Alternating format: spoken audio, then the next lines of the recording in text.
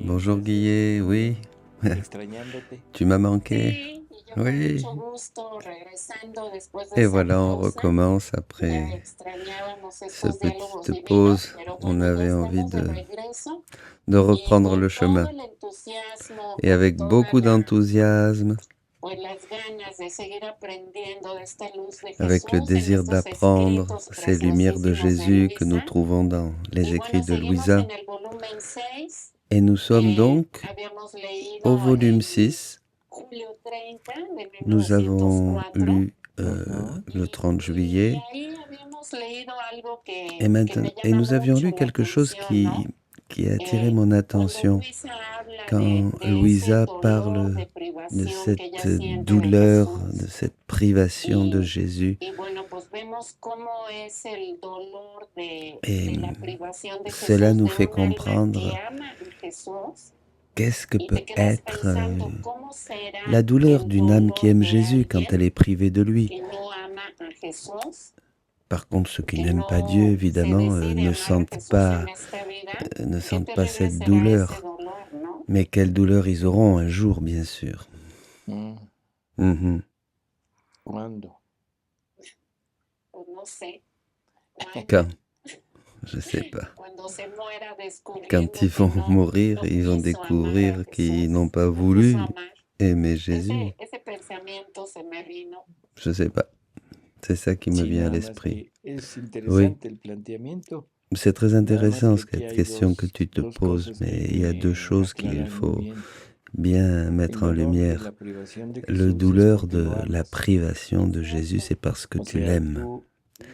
te sientes Tu sens, sufrir cuando tu el ser souffres, amado tu no está souffres parce contigo. que l'être aimé n'est pas avec toi. Ahora, si Voilà. este ser amado Maintenant, es si un cet poquito être más aimé que un ser amado, est plus qu'un être porque Jesús no es aimé, nada parce más que un Jésus, ser c'est pas seulement amado. une créature, c'est pas seulement Cuando yo digo un être amo a aimé. Jesús, Quand je dis j'aime Jésus, me estoy situando je, en je externo me a él. situe d'une manière Estamos en extérieure à dos, lui, vous comprenez? On parle de deux personnes, dos partes, oui, él y de yo. deux parties, No lui sé si et me moi. explico, o sea, Je ne sais pas si je me fais comprendre. somos dos personas On est deux personnes, diferentes. voilà, deux personnes différentes. El amor L'amour Luisa qu'avait la Louisa Madre et Santísima notre tenían Mère por très Jesús sainte avaient pour era Jésus un était dolor un por la amour, separación, pero un dolor de une vida. douleur de séparation, mais une douleur Entonces, por eso es que en de muchas vie, ocasiones une Luisa séparation de habla vie, de que se voilà. sentía morir, Et c'est pour ça se qu'elle se sentía sentait asfixiar. mourir, Louisa, Y es real, o asphyxiée. sea, no Et es una c'était manera réel, de ce n'est decirlo, pas une manière de Sí, dire, es una forma c'est real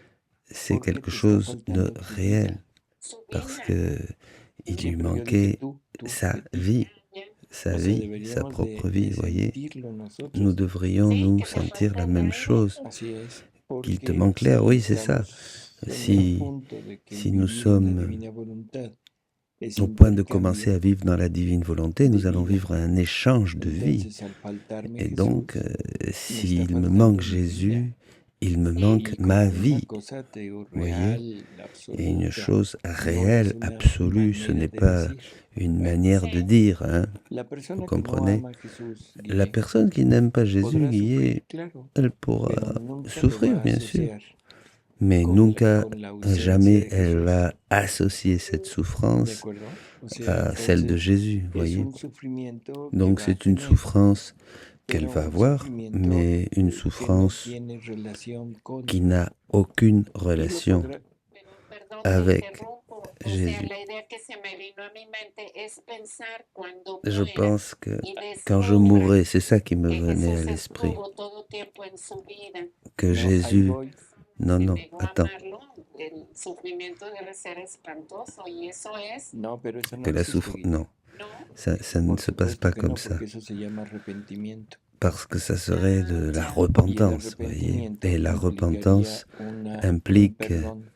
un Una pardon. oportunidad. Así es. Donc ces personnes Entonces eso se nunca, repentiraient nunca et va seraient a pardonnées. existir. Mais cela ne va Al jamais contrario, va a arriver, existir au odio. contraire. Ah, Il ya. va y avoir plus O de sea, el haine, hein. sufrimiento que va a tener Et la esas souffrance almas, que va esas avoir personas, cette va a ser un personne, ces sufrimiento de âmes, odio. vont être une souffrance de haine. Elles vont être immergées dans la douleur de la haine. Elles rejetteront Dieu d'une manière éternelle, mais elles ne vont jamais avoir cette certitude du pourquoi elles souffrent.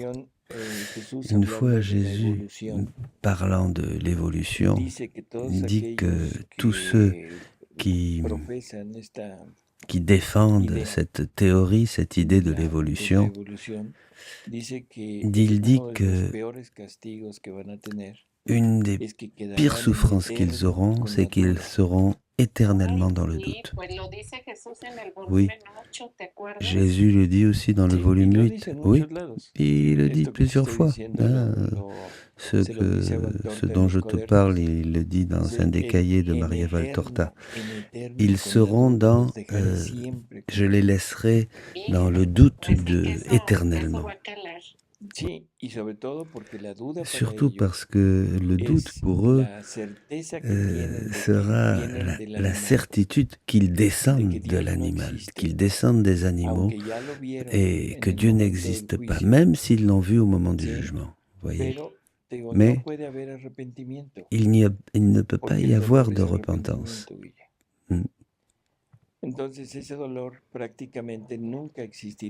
Donc cette douleur n'existera jamais pour ces gens-là, pour ces âmes. Maintenant, pour nous, nous pourrions prendre cette souffrance comme quelque chose d'atroce, évidemment, parce que nous sommes séparés de Jésus. Pour nous, c'est très clair. Mais pour eux, non. C'est très intéressant tout ce que tu viens de nous partager. Voilà. Et si nous savons que après ce point, ce moment de la mort, il n'y a aucune manière de revenir en arrière, il n'y a aucune manière, aucune possibilité de changement. Donc, il n'y a plus une opportunité, il n'y a plus de possibilité de souffrir pour une vie de péché ni de repentance, tu comprends? Voilà. C'est plus possible. Imagine l'éternité. Hein? Bon, merci pour cette lumière, merci parce que c'est quelque chose de très important que tu nous as dit.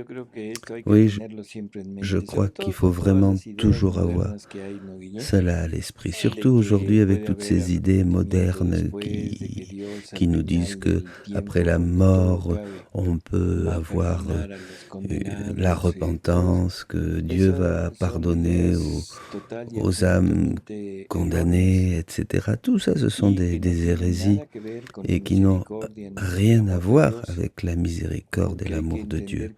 Parce qu'il faut bien comprendre que Dieu, il faut le prendre comme un tout indivisible, miséricordieux, bonté, mais aussi justice, bien sûr. Voilà. Tout a le même poids, tout a une même valeur. En Dieu, il y a de l'ordre, voyez, et l'ordre ne peut pas laisser d'un côté un point ou un aspect de la divinité pour en donner plus à un autre, voilà. Il n'y a pas de mélange en Dieu. Donc, 31 juillet. Tu vas dire quelque chose? Je ne sais pas si tu veux que je te donne la question maintenant que nous avons. D'accord. La question est de beaucoup de familles qui nous écoutent et que nous connaissons et qui méditent avec nous ces textes. Ils me demandent, tu pourrais nous partager comment faire avec nos enfants, avec nos adolescents, pour commencer à les sensibiliser à ces écrits. Nos petits-enfants aussi. Comment les inviter à vivre dans la divine volonté? Comment les acheminer vers la divine volonté? Par où commencer avec eux? Voilà, c'est la question qu'on nous pose. Très bien. on va avoir ça à l'esprit, mais comme ça va prendre un peu de temps, on verra un peu plus tard. Mais c'est une réponse qu'il faut laisser très claire. D'accord? Parce que ça vaut la peine d'en parler. Et de l'effet que ça donnerait dans le cœur de nos enfants. 31 juillet 1904. La volonté humaine falsifie et profane même les œuvres les plus saintes. Nous vivons une réalité tellement différente de ce que Dieu a pensé. Et pour nous, c'est presque une vertu, ce que nous vivons, ce que nous faisons. Voilà. Cette petite lecture va nous donner beaucoup de lumière. Jésus continue. Nous allons lire. Ma bien-aimée, si tu m'aimes, je ne veux pas que tu regardes ni à l'intérieur de toi, ni à l'extérieur de toi, ou que tu te demandes si tu as chaud ou si tu as froid, si tu fais beaucoup ou peu de choses, si tu souffres ou si tu te réjouis. Tout cela doit être détruit en toi, et tu dois seulement t'interroger pour savoir si tu fais tout ce que tu peux pour moi et si tu fais tout pour me plaire. C'est quelque chose qu'il faut vraiment laisser entrer en nous. On est très enclin à nous penser, à penser avec nous-mêmes. Comment je me sens, et si cela est comme ça, si je me sens chaud, si je me sens froid, si je désire être avec Dieu ou pas avec Jésus, etc. Et puis combien j'ai fait, est-ce que j'ai fait beaucoup, est-ce que j'ai fait ce que Dieu voulait de moi, etc. Et là on a une grande leçon, une leçon très claire de la part du Seigneur. Si tu m'aimes, ça c'est le début et c'est l'essentiel. Si tu m'aimes, est-ce que réellement nous aimons Dieu? Parce que tout le monde dit oui, j'aime Dieu, tout le monde aime Dieu. Tout le monde dit oui, bien sûr, j'aime Jésus, etc., etc. Mais nous sommes tellement éloignés de la compréhension du mot amour que nous le voyons comme quelque chose de très simple, que tout le monde peut sentir, quoi.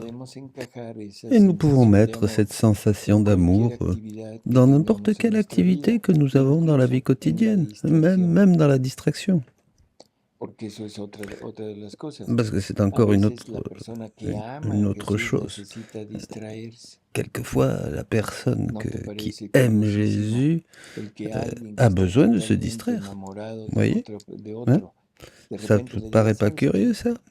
Une personne qui est vraiment amoureuse d'une autre et qui va lui dire, écoute, là, maintenant, laisse-moi un peu parce que j'ai besoin de me distraire. Hein? Ça paraît curieux, non? Bon, ne te regarde pas. Ne regarde pas à l'intérieur de toi ou à l'extérieur de toi ce que tu fais, si tu souffres ou si tu es joyeuse. Vous voyez? Généralement, notre relation avec Dieu, nous allons l'associer au fait d'être bien, de nous sentir bien. Et quand on ne se sent pas bien, ou que les choses ne vont pas comme on veut, ou les souffrances, la douleur vient avec plus d'intensité dans la vie, à ce moment-là, on se demande, mais pourquoi moi? Pourquoi moi si je suis bien avec Dieu, si je le cherche, je m'approche de lui, je vais à la messe, etc., je fais de mal à personne. Pourquoi moi? Pourquoi moi? Hein? Et on est toujours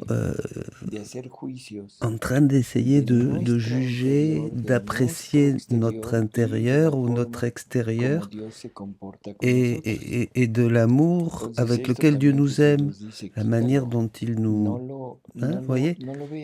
Et là, Jésus dit, ne regarde pas ça, ne fais pas ces choses-là, ça n'a aucune importance. La seule chose qui est importante, la seule chose qui est importante, qui doit être claire pour toi, c'est que tu fasses tout pour moi et pour me faire plaisir. Si tu souffres, Guillet, tu dois souffrir pour lui et pour lui faire plaisir. Oui. Si tu es joyeuse, tu dois être joyeuse pour lui et pour lui faire plaisir. Et donc, ta vraie joie, ton vrai bonheur, ce n'est pas dans la jouissance de ce que tu as, mais c'est dans le fait de lui donner à lui quelque chose. Tes souffrances perdent cette connotation de souffrir, parce que au-dessus de cela, ils sont absorbés par le fait de faire quelque chose pour lui et de lui faire plaisir. Voyez? Donc, toutes les autres choses, Jésus dit, les autres choses aussi élevées, sublimes ou valeureuses qu'elles soient, ne peuvent me plaire ou contenter mon amour. Qu'est-ce que c'est ces autres choses? Ces autres manières, otros modos, hein?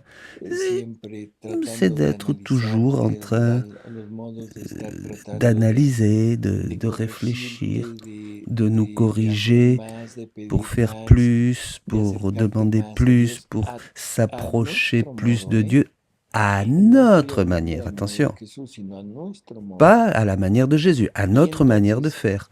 Et donc, Jésus dit, oh, combien d'âmes falsifient la véritable dévotion et profanent les œuvres les plus saintes avec leur volonté propre, en se cherchant toujours elles-mêmes. Même les sacrements, Guillet. Le sacrement de la confession, par exemple, devrait être ce moment dans notre vie où la douleur, la repentance pour nos péchés, le fait d'être conscient de ce que nous avons fait à Jésus, c'est ça le point de rencontre pour dire à Jésus, pardon Seigneur, pardon. Je viens pour ne plus te faire souffrir davantage. Ouais, c'est comme ça que nous devrions nous confesser. Mais malheureusement, la plupart des gens au confessionnal, pour se sentir bien, se confessent dans le but de se sentir plus léger, etc. Et très souvent, ce qui nous conduit au confessionnal, c'est la peur. Voyez? Mais pas la crainte de Dieu, la crainte de l'offenser, de lui faire du mal, mais la crainte, la peur de se condamner. Voyez? C'est quelque chose de très égoïste, hein, avec une finalité qui est très humaine. Et Jésus appelle cela une falsification de la véritable dévotion. Voyez? Tout ce que nous faisons dans cette vie pour Dieu, si ça ne va pas avec cette finalité cette unique finalité de lui plaire, et l'unique finalité de se dire ça c'est ce que Dieu veut de moi, eh ben c'est une falsification. Parce que nous mettons des choses qui sont à nous. On fait les choses pour notre bénéfice, égoïste. Voilà.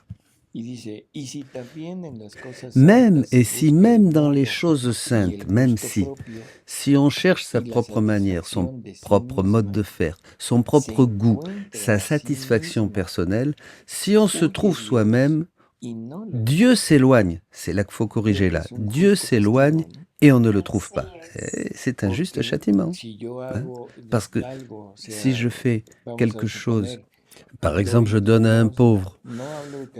Je ne parle pas de charité, hein. Je donne une aumône, mais en me recherchant, d'acquérir une vertu. Comment vous comprenez? Tout ce qu'on met là, dans ce geste, me considérant meilleur, bon, charitable, pour me sentir bien, d'accord? eh bien, Dieu, il fuit, il s'en va. Il veut rien du tout de tout ça. Je me recherche. Il veut rien avec ce type d'attitude et de considération. Il fuit. Vous voyez? Dans le texte, d'ailleurs, c'est on s'éloigne de Dieu. Non, c'est Dieu qui fuit. Hein. Bon. Donc, il ne faut pas nous regarder pour rien au monde, parce que Jésus ne cesse de le répéter, hein, pas de réflexion propre, dit-il dans un autre texte aussi. Hein, la réflexion plie l'âme sur elle-même, replie l'âme sur elle-même. Allons au 4 août maintenant. Déjà, le titre est très intéressant. L'état, la gloire des bienheureux dans le ciel a un rapport avec la façon dont ils se sont comportés avec Dieu sur la terre. Hein? C'est parlant, c'est très logique. Maintenant, attention, de la manière dont Dieu est avec l'âme, on peut voir comment l'âme est avec Dieu. En le mettant d'une autre manière. Hein. De la manière dont Dieu se comporte avec la créature, on peut voir comment, en fait, la créature se comporte et s'est comportée avec Dieu. On dit, ce matin, quand il est venu, Jésus béni me transporta hors de mon corps, et me tenant par la main, il me conduisit sous la voûte des cieux, d'où on pouvait voir les bienheureux. On entendait leur chant. Oh, comme ils nageaient en Dieu. On voyait leur vie en Dieu et la vie de Dieu en eux.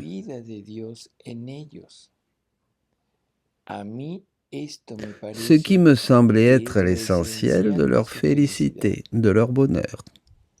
C'est merveilleux, cela, parce que déjà au livre 6, il commence à nous parler et à nous donner des petits tips, des petits flashs sur ce qui va...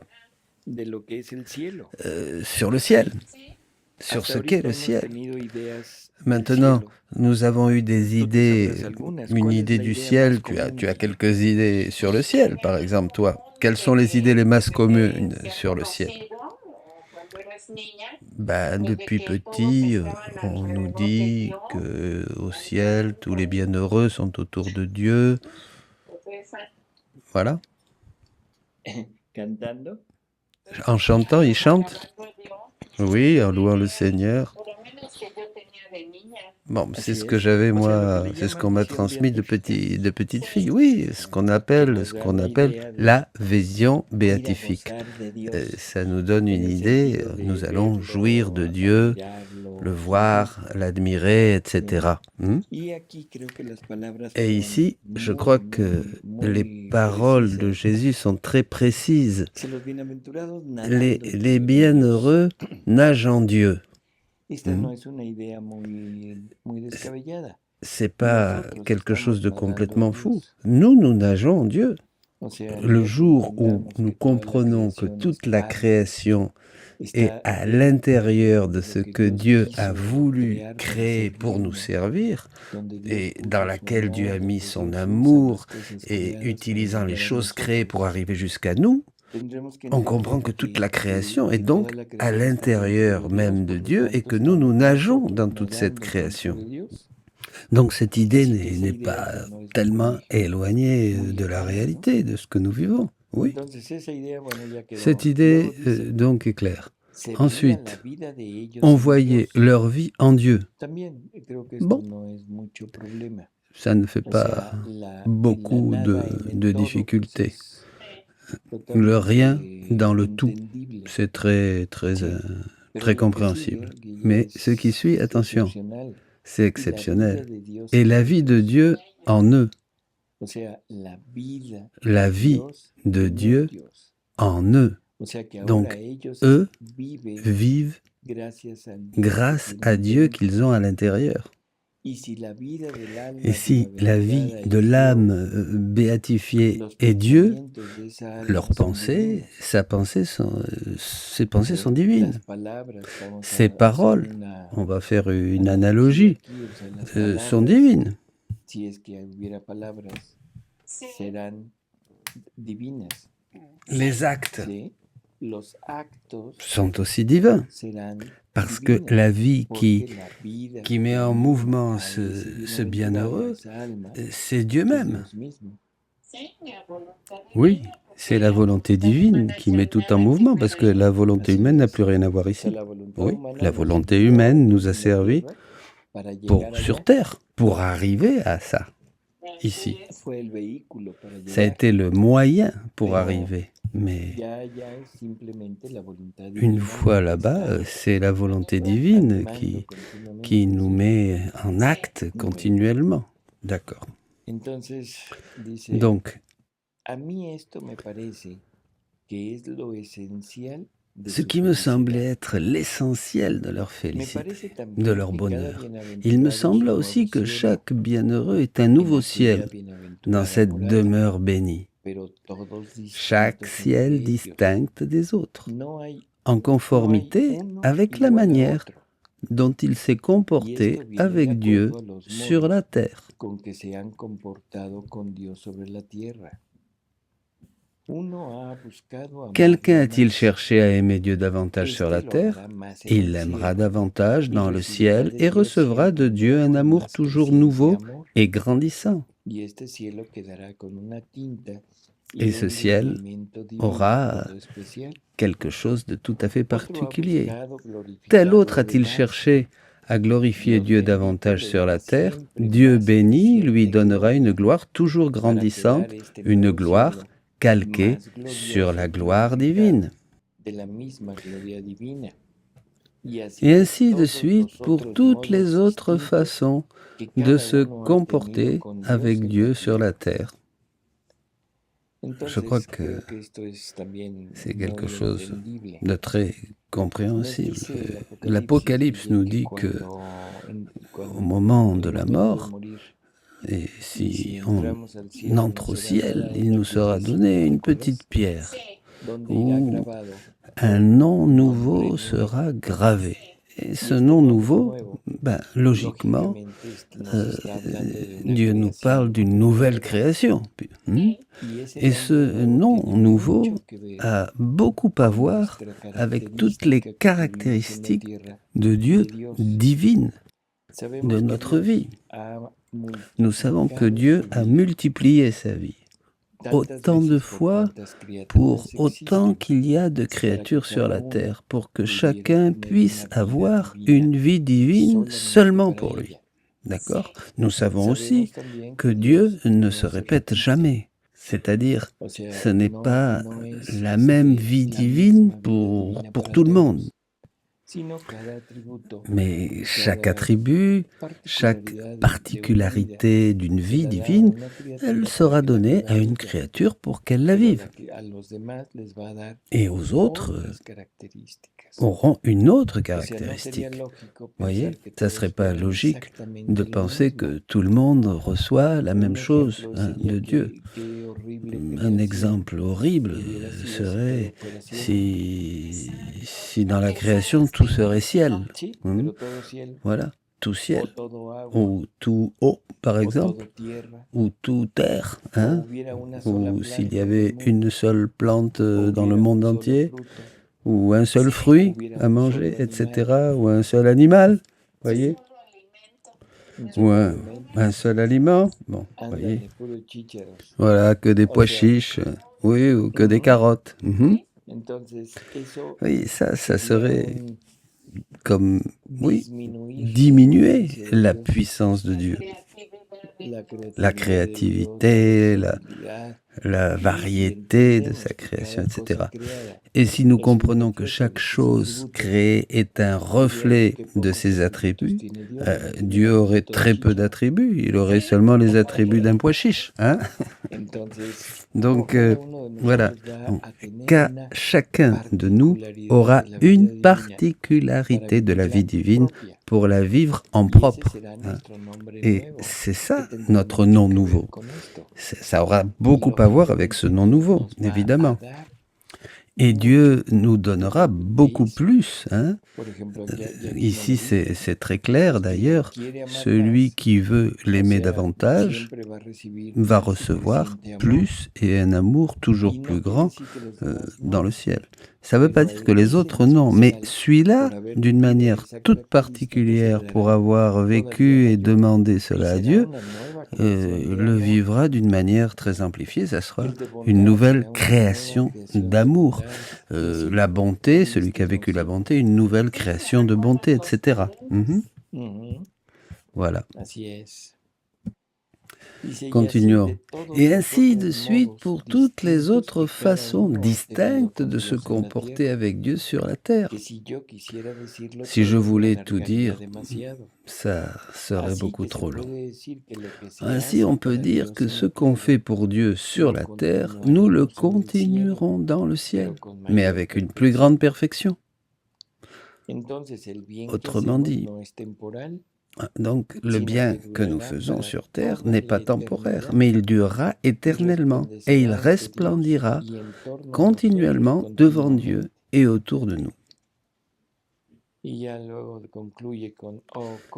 Oh, comme nous serons heureux de voir que la gloire que nous donnerons à Dieu et aussi notre propre gloire viendront de ce bien minime réalisé d'une façon bien imparfaite sur la terre. Las consabidas frases bonitas, ¿no? Si tous pouvaient voir cela, oh, comme ils s'efforceraient davantage d'aimer le Seigneur, de le louer, de lui rendre grâce, etc., afin de pouvoir le faire avec une plus grande intensité dans le ciel. Mais qui peut tout dire? Et cela nous conduit aussi du côté mauvais. Les âmes qui arrivent à se condamner, espérons qu'elles sont très peu. Ce qu'elles vont vivre sur la terre, elles le vivront dans l'éternité d'une manière éternelle. Voyez, la haine, le manque d'amour, tout ce qu'ils auront vécu sur la terre, les manques d'amour sera augmenté dans l'autre vie. Et j'imagine qu'il y aura une augmentation aussi du mal. Il sera donné à chacun plus de méchanceté, plus de choses mauvaises, plus de haine. Une haine satanique leur sera communiquée et on peut dire que ce sera la haine parfaite. Méchanceté parfaite pour vivre toujours dans cette disgrâce perpétuelle. C'est terrible tout cela, oui, bien sûr. Mais oui, vraiment, c'est vraiment terrible, oui, ça c'est sûr. Mais n'oublions pas que le monde spirituel, c'est l'esprit de Dieu, comme aussi l'esprit du démon. Et à la fin de cette lecture, Jésus demande à Louisa, « Dis-moi un peu, ma fille, ce que je suis pour toi. » Et Louisa répond, « Tout. Tu es tout pour moi. Rien n'entre en moi sauf toi seul. Tout est dehors. » Ah, si nous pouvions arriver à comprendre cela. Tout pour moi, c'est Jésus. Il n'y a rien qui existe en dehors de Jésus. Il n'y a pas de joie, il n'y a pas de souffrance, il n'y a pas de famille, il n'y a pas de travail, il n'existe pas de bien-être, il n'existe pas d'amusement, il n'existe rien. Tout est Jésus. Tout le reste, dehors. Et cela ne veut pas dire nous isoler. Cela veut dire être dans cette pleine sécurité de conduire la fée jusqu'à l'héroïsme. La souffrance, c'est Dieu. La joie, c'est Dieu. Le manque et la disette, c'est Dieu. Le manque d'amour des autres envers moi, c'est Dieu. Et ça, c'est un point très difficile. Parce que notre moi, notre volonté propre, entre en jeu et elle veut toujours avoir sa petite place pour ne pas se sentir si mal et être méprisée. Donc, ce qu'il y a dans ton cœur, ça doit être Dieu, c'est tout. C'est lui qui dirige tout dans ta vie. Ça va un peu plus loin. Ça va un peu plus loin, Guillermina. Ce n'est pas ça. On ne peut pas dire tout vient de Dieu comme ça. Tout est dirigé par lui quand même. Non. En tout, je reçois Dieu. En tout, je reçois Dieu. Dans la souffrance, je reçois Dieu. Dans l'offense, je reçois Dieu. Je ne reçois pas une offense. Non. Dans la joie, je reçois Dieu. Et c'est ça, la différence. Nous n'aurons plus de compétition avec les choses externes. C'est lui qui va nous pousser pour aller, pour prendre part de ce qu'il a créé. Voyez ? Et quand je le prends, parce que je le prends pour le recevoir, lui, je prends cette joie, pas pour la joie que cela me donne, mais parce que dans cela, je reçois à Dieu. Je reçois Dieu. Vous voyez, c'est une des choses difficiles dont nous parlions. C'est là où on peut un petit peu faire semblant, vous voyez. Parce que souvent on dit oui, tout pour Dieu, tout pour Dieu, tout pour Dieu. Moi, je fais tout pour le Seigneur. Je reçois tout de la main de Dieu, bien sûr. Mais vraiment, c'est vrai ça? Est-ce que c'est vrai? Il n'y a pas dans le fond un mouvement de satisfaction de notre volonté ou un mouvement un peu de révolte, de rejet de notre volonté. Hein? Il faut l'analyser, ça. Il faut chercher cette honnêteté. C'est ça. Pour savoir où tu en es. C'est pas important que les autres le sachent. Mais c'est important de ne pas falsifier. Hein? Pas seulement pour nous, mais pour Jésus. Parce qu'à la fin, celui qui reçoit tout ça, c'est Jésus. D'accord? Et Jésus peut recevoir quelque chose de faux, une falsification ou une œuvre qui est plutôt originale. Il peut recevoir de la vie divine ou une vie falsifiée de vie divine. Qu'est-ce que tu en penses? Bon, c'est clair. Bon, Guy, je crois qu'on va à la question que tu as posée au début parce que je crois que c'est très important, surtout en ces temps que nous vivons aujourd'hui. Il y a un grand besoin d'éduquer nos enfants. Vous voyez, les enfants, les petits. Je crois qu'il faut commencer par dire que toujours, nous avons vécu dans un mensonge continuel. Quand on pense, par exemple, que les enfants, on pense toujours que ce sont nos enfants. Ça, c'est très important. Et on les traite comme nos enfants, bien sûr, comme si c'était nos enfants. Et ici, évidemment, nous compromettons la finalité de notre création. Dépouille-toi de tout. Qui est de se dépouiller de tout. Nos enfants, il faut les prendre en réalité pour ce qu'ils sont. Ce sont des enfants de Dieu. Et nous participons avec Dieu dans ce travail de création. Nous participons à la création de nos enfants. Nous participons à la création de leur corps et nous participons aussi à la création de leur âme.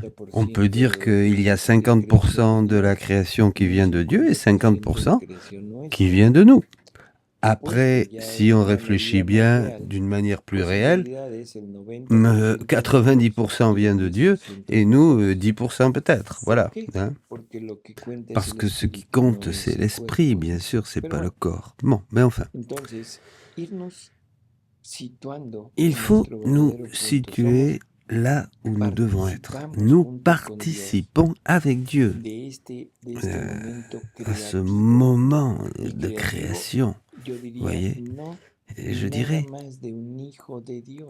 un moment de création d'un enfant de Dieu, mais plus encore d'une vie divine.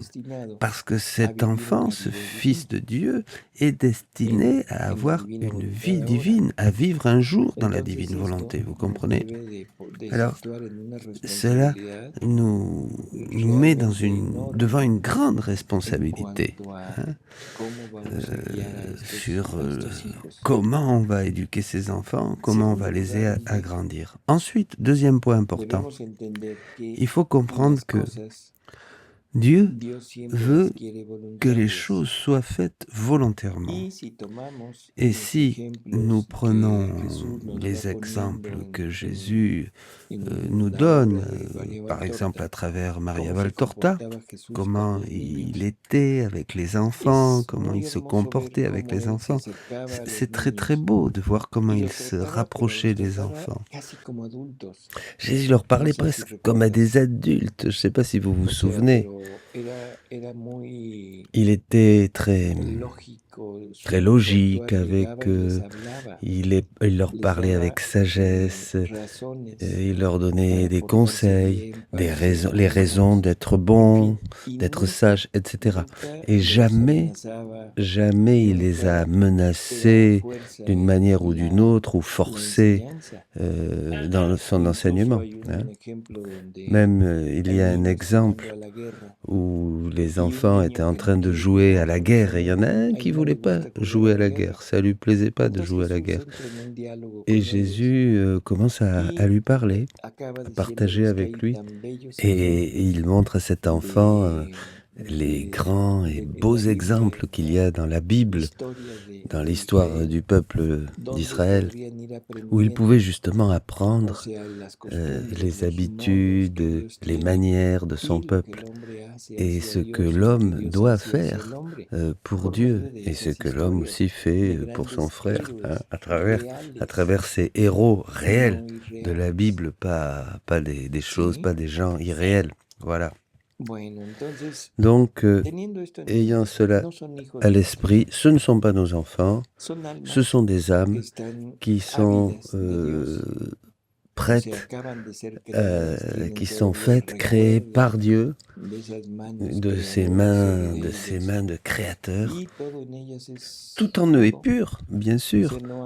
Il n'y a pas de méchanceté, mais bon, elles sont tachées par le péché originel, ces âmes, parce qu'au moment de l'union du corps et de l'âme et de former l'être humain, ils acquièrent le péché originel.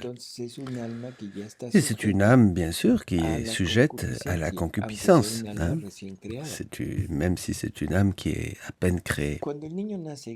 Quand le petit naît, il est complètement pur. Il n'a absolument rien de malice, d'accord? Donc, il va commencer à apprendre. Et logiquement, il va apprendre des parents, bien sûr. Et donc, la première éducation, la première salle de classe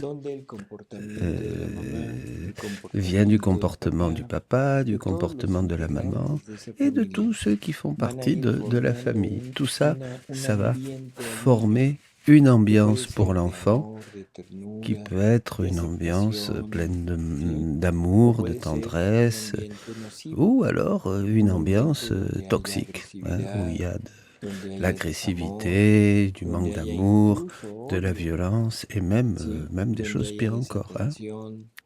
Manque d'attention, etc. L'enfant est méprisé, il reste seul. Voilà, on l'oblige, il peut être battu, on peut l'obliger à faire des choses qui ne sont pas en accord avec cette étape de la vie. Et tout ça va générer une résistance de la volonté humaine qui, en croissant, va résister à ces attaques extérieures. Dans l'autre cas, quand il y a de l'amour, de la paix, une acceptation mutuelle, quand tout est bon pour l'enfant, la volonté humaine devient docile. Une fois cette cette étape, il faut comprendre que en ce monde, il n'y a pas, il n'existe pas ce que nous appelons notre vie. Et la vie des autres, et il n'existe pas non plus. Je ne sais pas si je me fais comprendre. Il n'y a pas soit sage ou soit pas sage. Nous prenons toujours cette idée comme quelque chose qui est à nous, comme une chose qui fait partie de nous, que nous décidons, voyez, et qui va nous aider à nous approcher du bien ou nous rapprocher du mal. Il faut comprendre que notre vie ou la vie de ces enfants est un champ de bataille.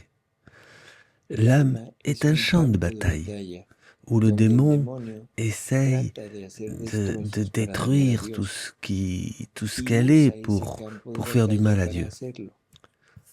Il utilise l'âme pour faire du mal à Dieu. Voilà. Si je comprends bien ça, eh bien, je dois être très attentif, excessivement attentif dans la manière dont je vais me relationner avec les enfants, avec mon enfant. Et puis vient l'âge où il faut apprendre à l'enfant, c'est l'apprentissage. Et il y a des choix qu'on fait avec la parole, en décidant des choses. Généralement, aux enfants, ils aiment les contes, les histoires. Oui, ils aimaient les contes. Au début, les contes étaient des contes de mages, des histoires de la mythologie. Ben, enfin, nous connaissons tout ça. Mauvais? Non. Bon? Non plus. Parce qu'il y a une distorsion de la vérité, voyez. Et on est habitué à éduquer nos enfants à partir d'un monde irréel, à partir d'un point de vue qui n'existe pas, un monde de fantaisie. Des fantaisies de tout type qui vont comme distorsionner la réalité, hein, etc. Les mages, Cendrillon, les super-héros, etc. Et toutes ces choses-là qui ne sont pas réelles. Mais pour l'enfant, oui, on commence à intoxiquer son âme en le faisant penser que c'est réel. Et il va commencer à laisser libre cours à sa fantaisie. Et nous voulons que l'enfant soit sage, que ce soit un enfant éduqué. Mais malheureusement, nous voulons qu'il s'approche de Dieu, mais nous faisons qu'il vive en lui une confrontation dans son cœur de tout ce qui est irréel et fantastique avec une réalité qui est moins attirante que cette fantaisie. Que devrions-nous faire en écoutant les conseils que Jésus donne aux enfants? D'abord, garder l'innocence le plus possible. Et maintenant, nous sommes surtout focalisés à enlever l'innocence des enfants. Il n'y a plus rien que l'enfant ne doit pas savoir. On lui donne des choses de manière très prématurément. Vous voyez, l'enfant, nous commençons à le faire entrer dans un monde qu'il ne peut pas gérer et qu'il va mal interpréter, bien sûr. Et, logiquement, ce monde, il va y entrer et le gérer d'une manière totalement inadéquate. Je pense surtout à la dimension sexuelle. On a changé les enfants. Je sais, le mot paraît horrible, mais des enfants ternes, livides. Et donc, je voudrais éduquer mon enfant. Je connais la divine volonté. Je voudrais qu'il avance sur ce chemin de la divine volonté. Une chose très importante qu'il faut comprendre, la divine volonté ne commence pas avec Louisa. Vous êtes d'accord? Elle commence avec la rédemption. Le règne de la divine volonté commence avec la rédemption. C'est là où nous sommes où la vie divine qu'a perdue Adam nous est donnée de nouveau. Avec Louisa, nous réintégrons cette vie dans la divine volonté. Vous voyez? Mais la vie divine, ça fait déjà depuis 2000 ans que nous l'avons, hein, depuis que Jésus est venu. Donc, nous devons commencer depuis le début. Il faut éduquer nos enfants avec l'exemple, avec des histoires aussi, des histoires qu'on rencontre dans la Bible et la vie de Jésus, les héros de la Bible. Vous voyez, Josué et toutes ces images bibliques qui sont très saines pour les enfants. Et un super-héros, Samson, vous voyez, par exemple, Moïse, voilà, où il n'y a pas de magie, mais vraiment une œuvre divine à travers ces personnages. Donc on va donner à l'enfant une éducation totalement focalisé sur Dieu, avec des exemples réels, palpables de ce que Dieu fait dans ses créatures, fait dans ses enfants. Et ensuite, peu à peu, on va l'amener à la connaissance de Jésus. On va lui faire découvrir Jésus. Et cette connaissance de Jésus, bien sûr, c'est à travers l'Évangile, en lui faisant comprendre à l'enfant qui est Jésus, hein? Pourquoi est venu Jésus. Pas un Jésus un peu joyeux, un peu ton petit copain, tout ça, oui, comme on trouve ça un peu partout. Non, pas un Jésus qui vient pour jouer avec toi, pour... Non, non.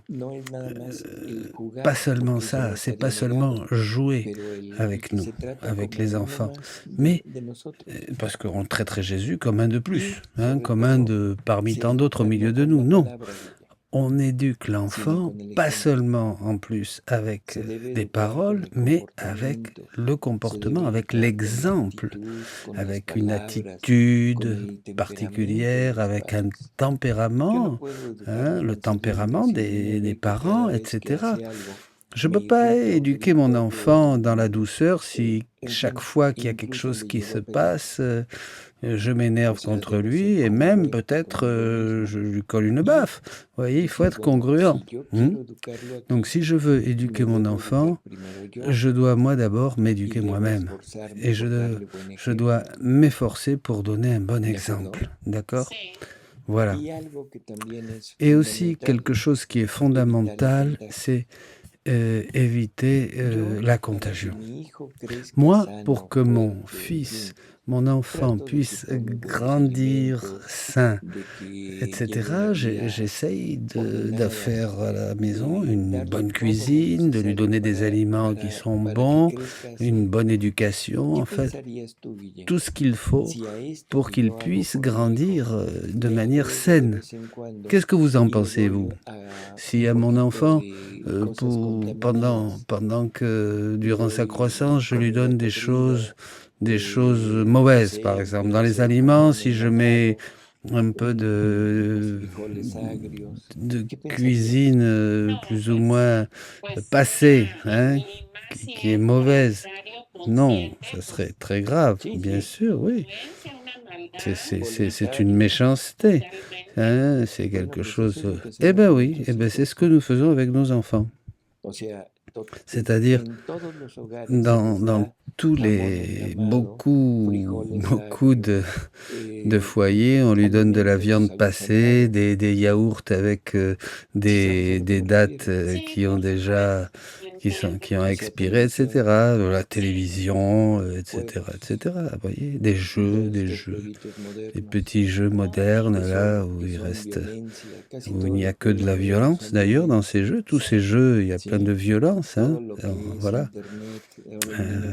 Maintenant, le petit doit apprendre à bouger, à naviguer, hein, dans la web, etc.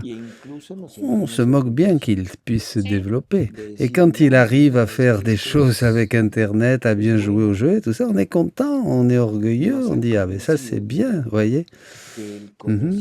Donc, on est convaincu que la connaissance du mal est un bien, parce que l'enfant commence à voir les choses telles qu'elles sont. Si tu te souviens bien, il y a un peu quelques années auparavant, tu passais devant un kiosque de journaux et jamais tu voyais une femme nue sur les journées.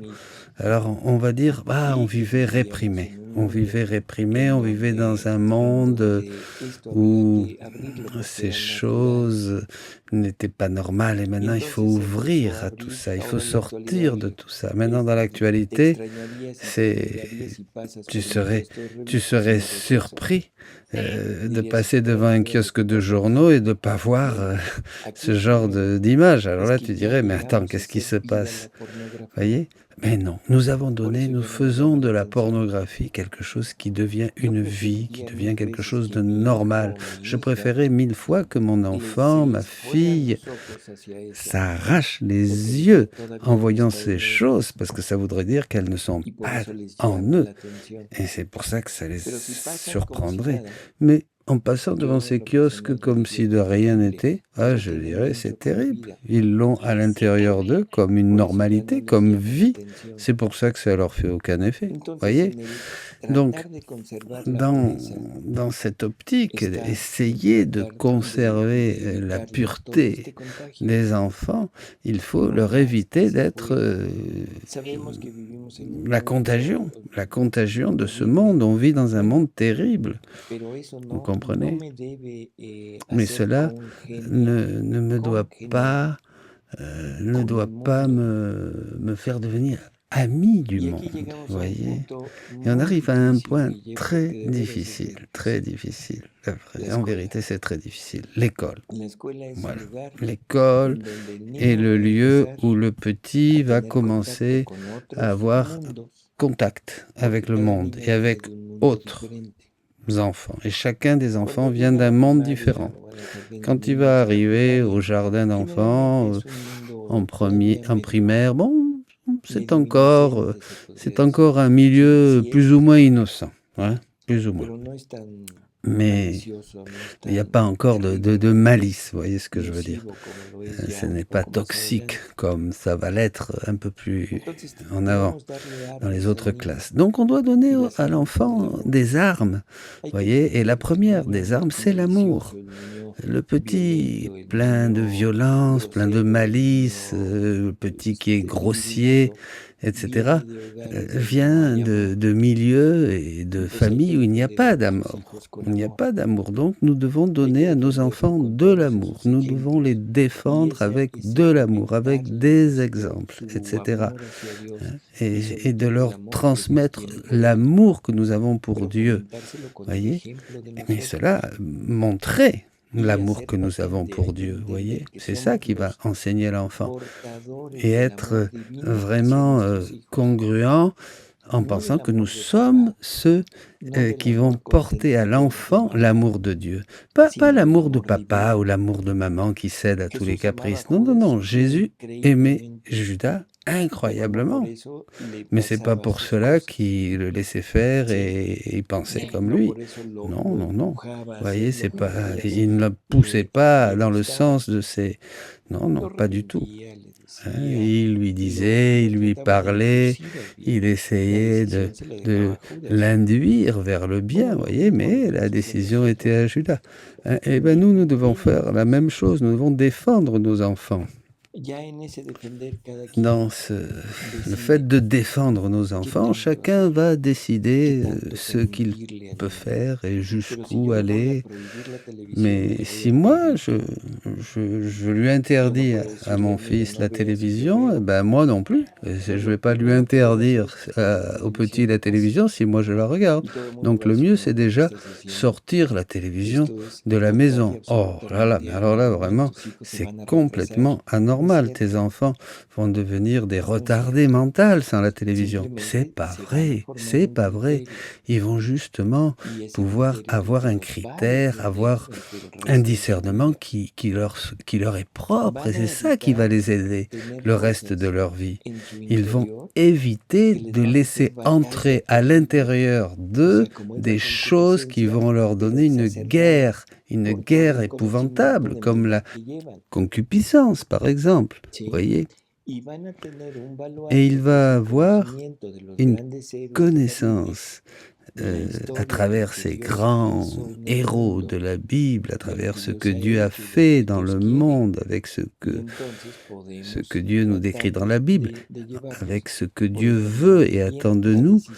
Tout cela va les aider à aller dans le chemin du bien. Mais la décision restera à l'heure, bien sûr. Et un point central, la passion de Jésus. Dans beaucoup d'occasions, on dit que c'est pas bon de présenter aux enfants un Jésus crucifié. Pardon, pour moi, je dis que c'est terrible de présenter aux enfants un Jésus seulement glorieux. L'enfant perd l'essentiel.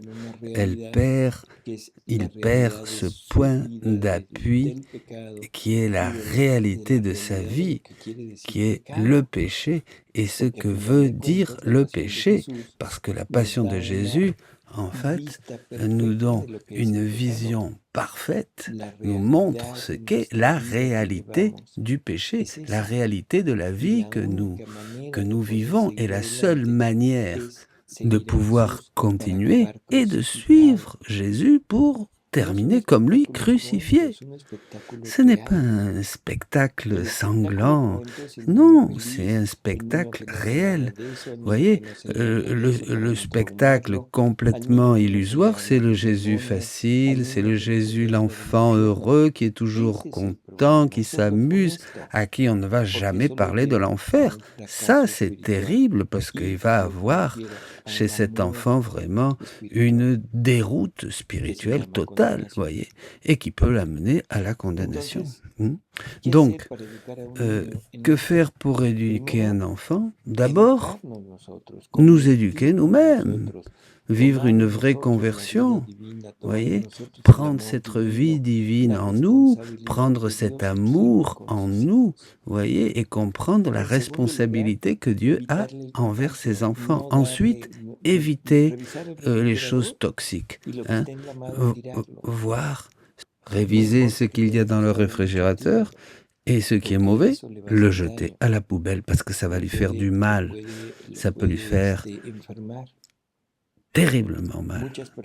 Beaucoup de personnes croyantes sont très attentives de voir tout ce qui peut arriver.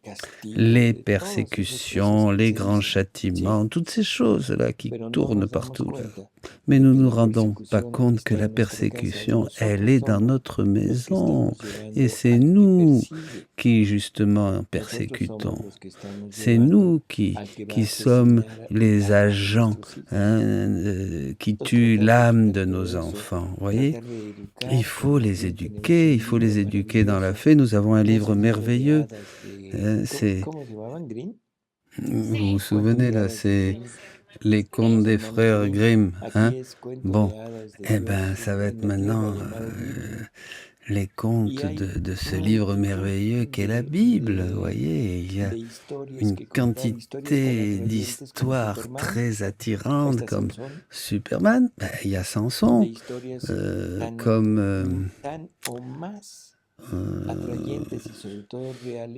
ces histoires-là de... Comment il s'appelle, ce petit gamin-là, ce jeune magicien. Oui. Attends, je me souviens plus. Ils vont nous dire qu'on est des vieux machins. Et ces histoires-là, tu te souviens, que les enfants lisent et vont... Harry Potter, voilà, Harry Potter. Hein? Oublie, il y a des choses réelles qui sont bien mieux que Harry Potter, comme nous le disions, Moïse, et pas de magie, il ne s'agit pas de magie, mais Dieu avec lui, voyez, et tant d'autres. Cet enfant, ce qu'il veut, il veut avoir quelque chose de magique. Et qu'est-ce qu'il y a de mieux d'être ami de Dieu pour pouvoir faire des miracles, voyez? C'est pas désirable que le petit, au lieu de penser être Superman et d'avoir une cape et un chapeau et je sais pas quoi, hein, d'avoir plutôt Dieu avec lui et de faire une ronde dans l'univers incréé et infini. Vous voyez, c'est bien différent, mais c'est beaucoup plus réel, mais bien sûr. Voilà.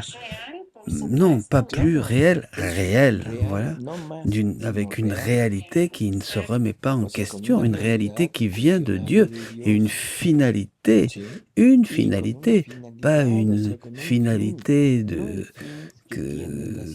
ces histoires humaines, une finalité qui n'a pas de fin, qui est la vie éternelle. Une finalité, une fin où le magicien n'a pas de pouvoir, mais c'est l'enfant lui-même, c'est toi qui as le donateur de tous les dons en toi, et c'est toi qui deviens tout-puissant, voyez. Mais c'est ça. Et chacun peut faire ça jusqu'où il veut l'amener, hein, son enfant.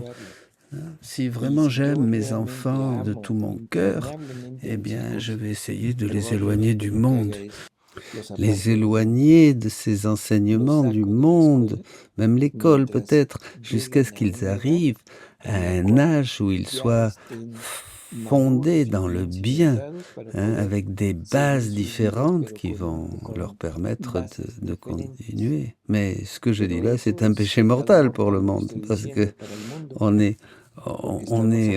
avec ce désir, comme nous savons que notre vie est tellement courte, que on a envie, surtout de gagner de l'argent pour pouvoir faire ce que nous voulons, hein, et c'est toujours la même chose, ce que nous voulons va à l'encontre de ce que Dieu veut, voilà, c'est ça.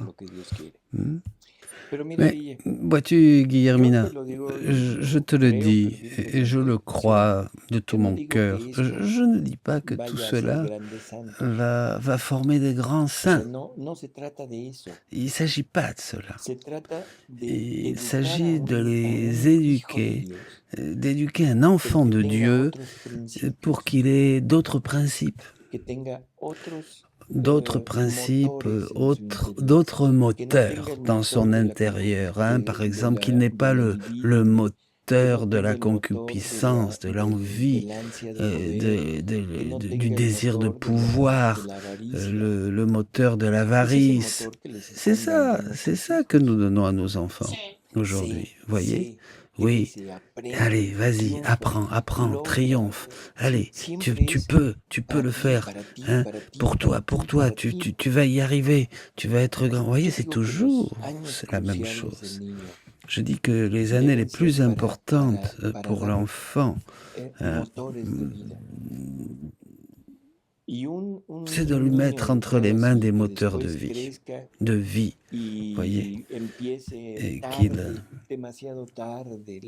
peu importe s'il commence plus tard l'école ou si c'est un enfant qui fera ce qu'il voudra, mais dans son cœur, il y aura une motivation différente, il y aura un comportement différent. Il ne verra pas dans les autres comme une marche, hein, sur laquelle il faut passer, mais il verra le prochain. Il sentira dans son cœur le besoin de donner de l'amour, d'aider les autres, parce qu'il aura reçu de l'amour. Il ne verra pas dans les autres la possibilité de s'amuser, hein, mais non, il verra dans les autres la possibilité de partager des sentiments avec quelqu'un, de l'affection avec quelqu'un. Vous voyez, c'est ça qu'on va donner aux enfants si on les protège du monde. Ce qui est mauvais et ce qui est triste, c'est que nous préférons le monde à Dieu, vous voyez, et c'est ça qui est terrible. On dit qu'on aime Dieu, bien sûr, oui, on aime Dieu, mais on l'aime d'une manière humaine, Nous n'avons jamais aimé Dieu d'une manière réelle. Jamais. Et des exemples, il y en a beaucoup. Regardez Saint François. Saint François a voulu porter l'Évangile et vivre l'Évangile. Et il y est arrivé. Il y est arrivé d'une certaine manière. Il a pris le chemin de la pauvreté. Ça a été, il a été terriblement critiqué, attaqué, persécuté, etc. Mais les fruits, nous les avons toujours dans l'actualité. Au contraire, si on considère Saint François toute sa vie selon le monde, c'est un loser, c'est un gars qui a tout perdu. D'accord ? Rien. Un perdant. L'échec. Il est mort dans la pauvreté. Il est mort don nada. Il est mort comme personne, comme un rien, attaqué par ses frères et sœurs. Un rien, un minable, un pauvre mec. Mais les fruits, nous les avons toujours aujourd'hui, après des siècles et des siècles, vous voyez, et dans le monde entier. On verra quelle gloire à Saint François, la gloire que sa vie a donnée à Jésus. C'est ça le point important. Changer de mentalité. Peu importe le monde. Ce qui est important, c'est Dieu. Dieu. Ce qui est important, c'est l'éternité. Et le jour où nous comprendrons cela, eh bien,